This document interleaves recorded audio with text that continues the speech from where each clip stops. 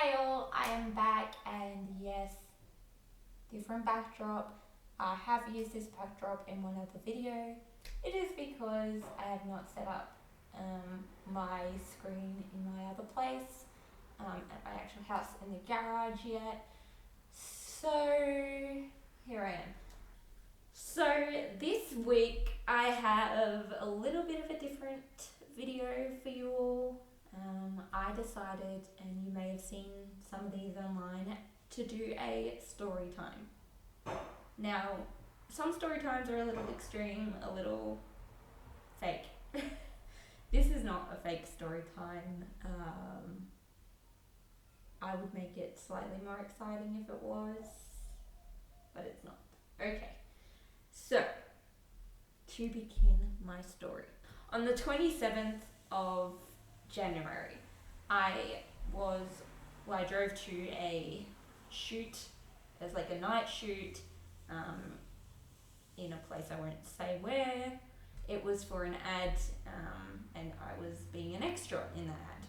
So it was a late night. We had shot a couple of nights earlier. We got locked out. That was a bit of an issue. We all got locked out of the cast base sort of place. They had obviously hired this place, and we had key passes to get in, and the key passes weren't working. So pretty much what we had to do is anyone that could go home went home. My issue was, and a few other people's issues were, that we didn't have our keys on us, or our wallets, or phones. Some people had phones but no keys, or different situations. So I didn't have anything on me except myself. I'd left everything in a car space and went to filming, and then came back and couldn't get any of it. So with that situation, we waited around for a bit. We tried to get in. The crew members called the manager of the building, and they weren't answering. It was late at night. I don't know, he would have been asleep. So that was an issue.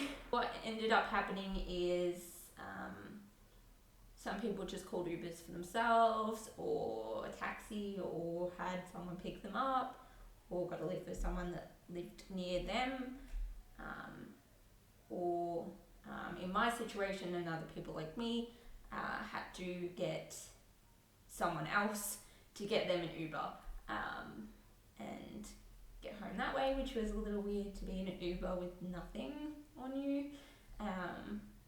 But yes, luckily I lived with someone, so not having keys for the house were fine. We also have a spare key, so it wasn't an issue. I'm not sure if anyone else had an issue. They were thinking of maybe putting people up in a motel room if they happen to not have house keys and no one lived with them.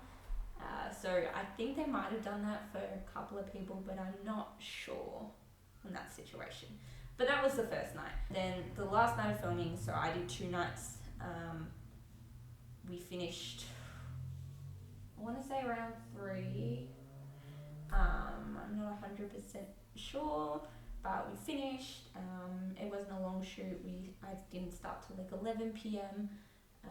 And then I luckily wasn't locked out of the place. No one was. I actually had the manager there that night, and I brought my stuff with me just in case, because I was like, I don't want this to repeat. Then I got in my car and I drove. So I just, listened to music, so on, so forth. It was like, I don't know, like the other side of town, kind of. I got to, like, the suburb over from me, pretty much. And there's an intersection, so I was, like, just kind of up the road. There's, like, a few blocks, but, like, a couple of minutes, maybe. And then went to turn right. Yeah. Right on an arrow, so there's 4 lanes? Yes, I think there's 4 lanes. To that go straight, maybe turn left, one of them, I'm not sure, and 2 that go right. So there's a green arrow and there's also a green light. So I went to turn right on a green arrow, and this was like 3:40, maybe 30, hard to say. I want to say 3:40, and I went to turn, and I got to pretty much went, I don't know what you call it, like nearly straight. I went to turn into the lane, so it's an intersection, so obviously you drive up and then start to go around. Got to there, and then I didn't see it. I don't know where they came from, but someone came, I presume, through a red light and hit like the front side of my car, so like the bonnet area. Obviously I didn't see it, so it was quite a shock. I was probably going 40 k's, not 100% sure, but I just judge from going around a corner. I don't know how fast they were going, who knows. But yeah, I didn't hear brakes or anything like that. And yeah, so I had a car accident around 3:40, I'd say. So when that happened, my car got pushed towards, there's an intersection, so towards like the median strip, kind of where the crossing is, near the pole.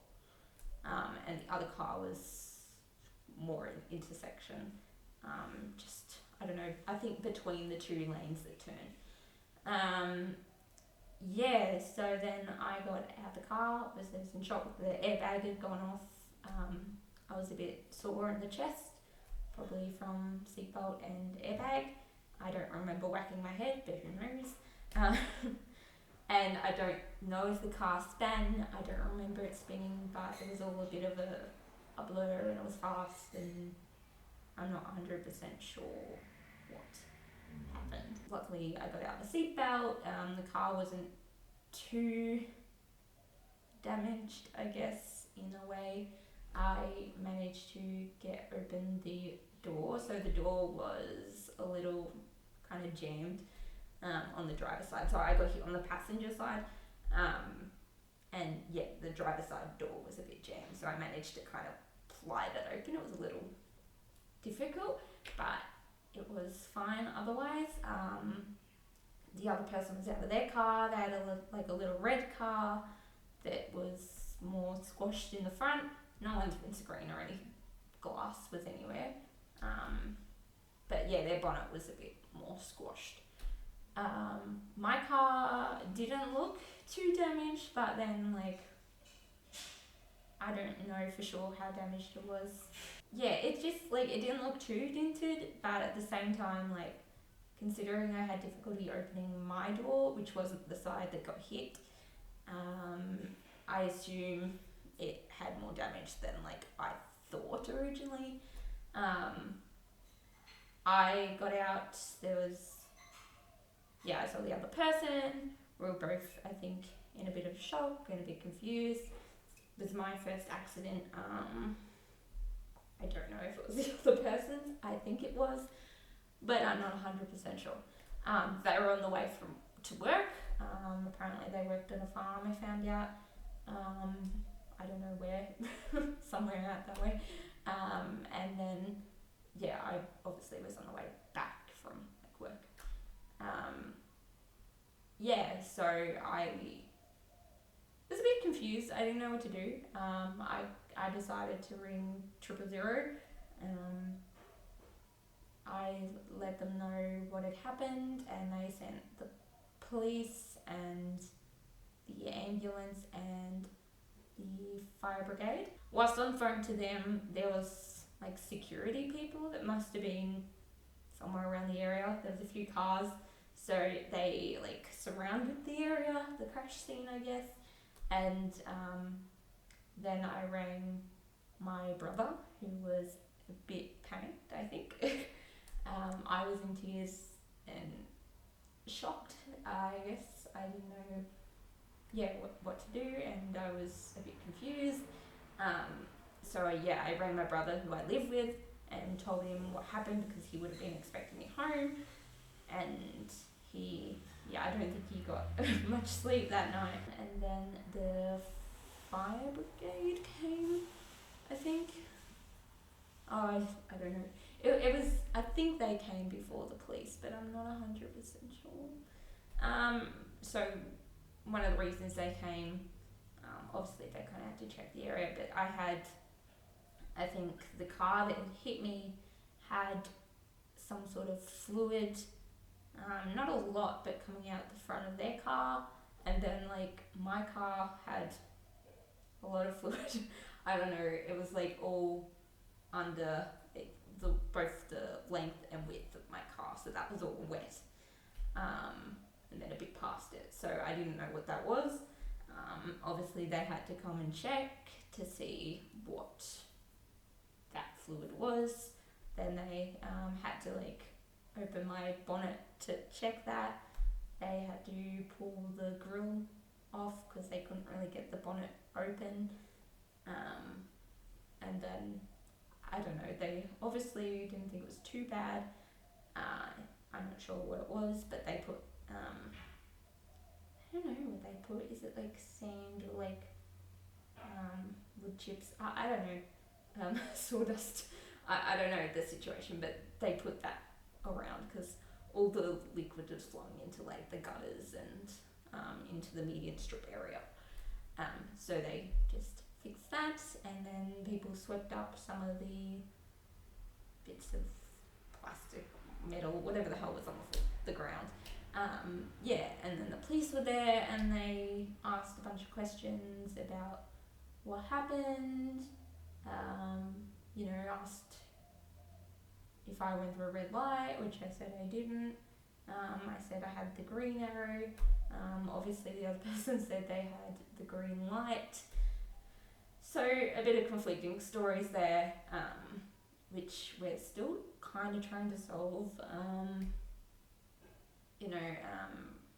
There's no there's no camera there, so no red light camera or anything like that, so there's really no proof of anything. I don't have a dash cam, and I'm pretty sure the other person didn't have a dash cam because luckily both of us were insured. Both of us have comprehensive, and that hasn't come out in any way. My insurance company talked to the police because there was a file, like a report number or whatever. Whoops. And yes, so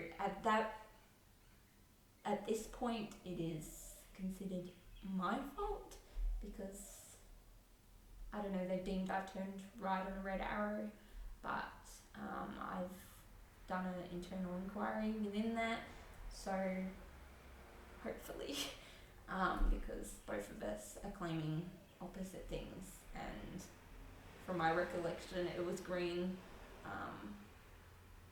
but from at least what they're saying, I don't know if their recollection was green, but they're claiming theirs was green.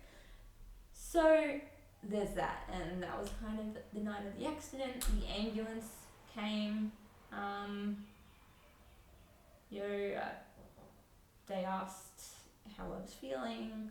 I sat in the ambulance. They did like my blood pressure and all the usual checkup stuff that they do. I said how I had a bit of some chest pain, and pain like on my lower left, just under my rib there. Otherwise, I wasn't too bad. Obviously, I was more in shock and emotional. I didn't know what to do. They said it would be good for me to go into the hospital for just proper checkup and to make sure everything was fine, keep an eye on everything. They offered the other person the same, but they decided not to, so hopefully they're fine. who knows? They were fine on the night, but I don't know if they had any pain or anything like that. So who knows? Yes, so I went in the ambulance. Obviously, I had to get some stuff out of my car. They asked if I wanted anything because they called the tow company because our cars weren't going anywhere. And they, I grabbed some stuff out of the car that I wanted, like my bag, and I have like a bar that goes across my steering wheel, like a lock, and a few other things that I happened to have in there, and then some things I just left. Like I wasn't taking my P plates. But yeah, so I brought them in the ambulance. It's my first time in an ambulance, so that was different. First time car accident, first time ambulance. You go through something new every day. Took me to the hospital, and they did a few things there. I think did they do blood tests and the whole? I don't know. It was at that area that I decided to ring my parents. I started off with like don't stress, or don't worry, or something like that. And then I told them my mum decided she was getting up there and then because I were in bed. At this point, it was like maybe 4:30 a.m. It'd been a little while, and she said she was coming down to Melbourne, and coming to the hospital. I was in the hospital. They kind of had me in the hallway for a little bit because I came obviously through emergency and ambulance bay thing. And then once they determined, I wasn't obviously in critical or any sort of big emergency as such, I waited in a waiting room. That was quite a while. It was very busy that night at the hospital. Not so much the waiting room, but the emergency department. Just that area was busy. So I was there for at least a couple of hours. Had a few tests whilst in there. Had to do like a urine sample and a few other things. And then eventually I got into the a cubicle sort of thing, I guess. And then meanwhile I was trying to calm. My head was going through a million different things. I was stressed about the fact that I hadn't had my car for even a year and that was gone. The tow company said it was pretty much totaled. I mean, once the airbag goes off, it generally is. Then I was thinking, I've got to contact my insurance company because I had most of the details from the other driver. Then I was thinking, well, they're going to investigate what happens if they deem I'm responsible, and I don't know, I was just stressed. Once I was in a cubicle, I guess, I don't know, I felt a little bit better. Not fully. At this point my mum was on her way. They had a few blood tests. They had lost my urine sample. I don't know what happened, but I had to do another one. They just did general checkups on me. Everything I felt was fine at this point. They did the usual feelings, see if I had pain.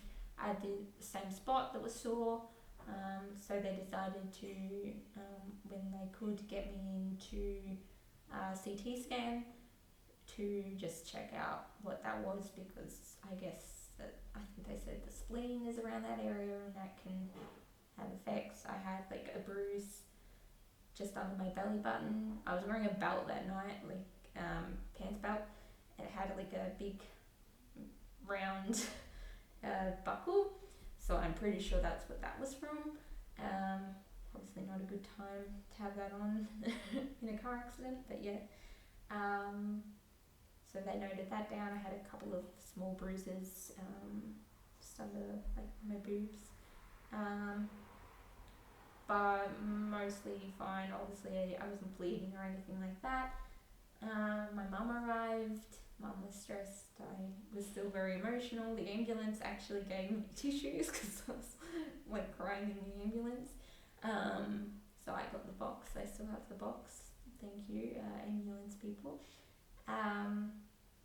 And yeah, so I went in for the scan and it was weird. I think I had a CT scan once when I was little. But yeah, like before that they actually had to try and put, which is healed now, which is good, a needle in, I don't remember what it's called. They had to put a cannula in. The nurse I had tried to put it in this arm. At this point, I had been in there for quite a while. It was, I don't know what time it was when I went in, but because I got there around 4-ish, 4:30 maybe, and then at this point I think it was around maybe 8-ish, I'm not 100% sure. I tried to take a nap, because I hadn't slept since, well, I had woke up the day before, so I hadn't slept that night at all. So I was tired.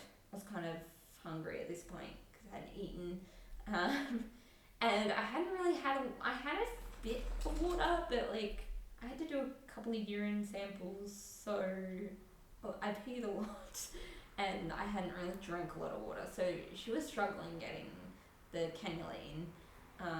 I think she jabbed like 4 times into the arm. It was quite painful. It wasn't working. Another nurse came in and asked if she wanted help. She said yes.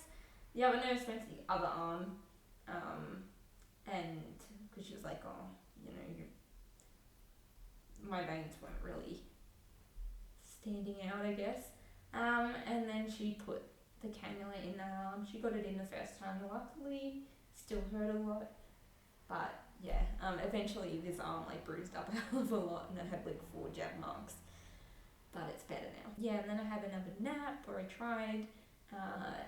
There was a lot of noise. I think there was a lot of mental health issues in the hospital that night, as well as, I guess, drugs and alcohol, which tend to come in that category as well in some circumstances. A lot of those sort of issues. So there was a lot of some yelling and yeah.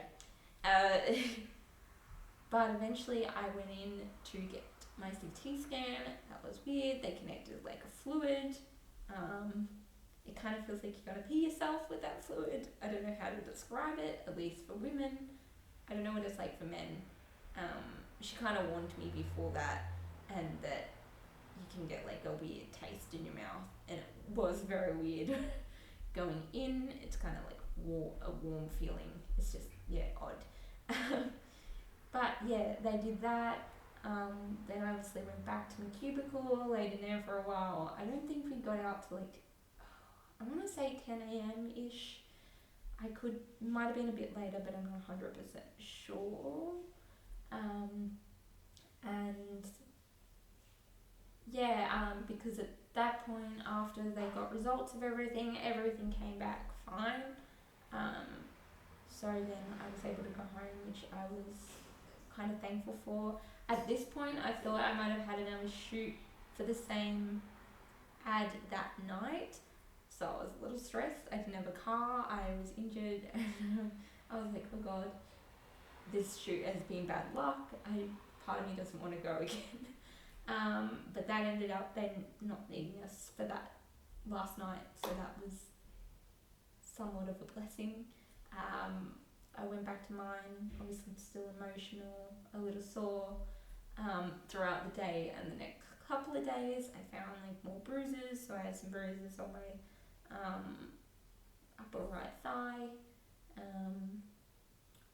as well as obviously on my arm, and the same ones under my boobs, and then one either around my hip bone, or just under my hip bone around there, just humans maybe from the seatbelt, I'm not sure. I don't think there was any other bruises. I did find one like on my hip at a later point, but yeah. That was was mostly it, I think. Obviously I was stressed still. I decided to go home with my mum. I needed my mum for cheering up, and just, yeah, I wanted to go with them for a bit. And then the next day, once I was at my parents' house, I had a call in the morning from the hospital. It's not always what you want, but that's what I got. Saying they had a look through, or someone else had a look through my CT scan, and found that they believe I had, it was like on the edge of the scan, I think, so it was an incomplete scan of it, a cracked or broken rib on my, I think it was the 9th rib on my back. So I don't remember what they call back ribs, but yeah, it was the 9th one on my back, in my back rib, whatever you want to call it. And that, they have sent through information to my doctor, and that I should see the doctor, and just to cough every so often and take deep breaths so I don't get pneumonia. Which I guess I was a little surprised about the back rib. I was feeling more pain in my front, but maybe it radiated, I don't know. So obviously I've still got that. It takes, I think, 4 to 6 weeks to heal. So it's been nearly 3 weeks, I think. I could be wrong. But yeah, so I just had to be careful with that. So, yeah, since then it's been, I started back exercise, found out the first time walking was a bad idea. I was feeling really sick. I'd been feeling sick. I went to the doctor. They gave me nausea tablets for that, but I haven't really been feeling sick since. I'm not sure what that's about. Maybe it was, I don't know. But yeah, and then just headaches and stuff. But I was really stiff, I found out pretty much when I got back from the hospital, because I hadn't really walked around much. So my legs were really stiff and sore. Around my calves were sore. I guess I probably strained them. Yeah, and that was pretty much it. Obviously I'm still dealing with things, haven't got insurance money yet. I've had a fine for going through a red light, which I'm disputing because they don't really have evidence, and I still think I went for a green. So yeah, there's a bunch of things. Obviously I've been just really stressed about that, so yeah, I would have had this video up yesterday. It's just been a bit of a nightmare. I got a new car, so that's good. I still want insurance money because my bank account has dropped a hell of a lot, but because the car cost me $5,000. My last car cost me $4.5, and it was valued by Red Book, which is generally a hell of a lot cheaper than you end up getting a car, at 2.4. So obviously I've lost money on that, and I'm still waiting on that anyway. And then I've got the $800 excess fee because they have claimed it's my fault, and then the $400 fine and 3 demerit points. So hopefully I get that sorted. It's all very stressful, and I'm hoping I don't have to go through court, because I don't know if I can emotionally deal with that, but that's just, we'll see. I'm hoping it gets dropped previous to that, but we'll hopefully find that out. It could take quite a while, so in the meantime I guess I get a bit of a break from that. But yeah, so that's pretty much my story. I know it's not I don't know if it could be exciting, I don't know, but it's not really a positive story. But here I am, I'm alive. My car unfortunately has died, so yeah, I don't think it's a repairable write-off, and I really hope not, because I did get a new car. But yeah, thank you for watching the video, and thank you my brother and his partner Charlie for stressing through the night or the early morning pretty much, and helping me with pretty much cope with it. And thank you my mum for driving all the way down to Melbourne in the early morning and making sure I was alright, and driving me back to their place.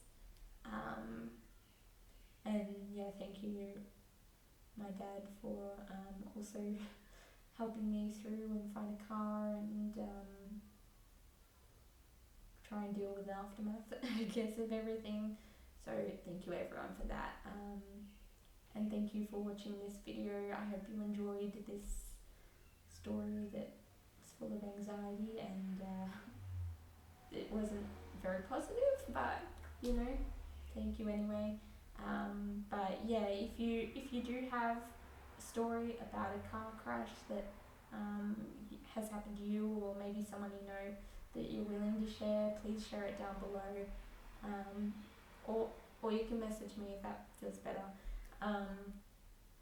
And yeah, just say how you felt about it and what happened and so on and so forth. Anything about it. Just share your story, and yeah, that would be nice to read all the different stories that may be similar to mine or along the same lines. Alright, so thank you all for watching, and I will see you in the next video.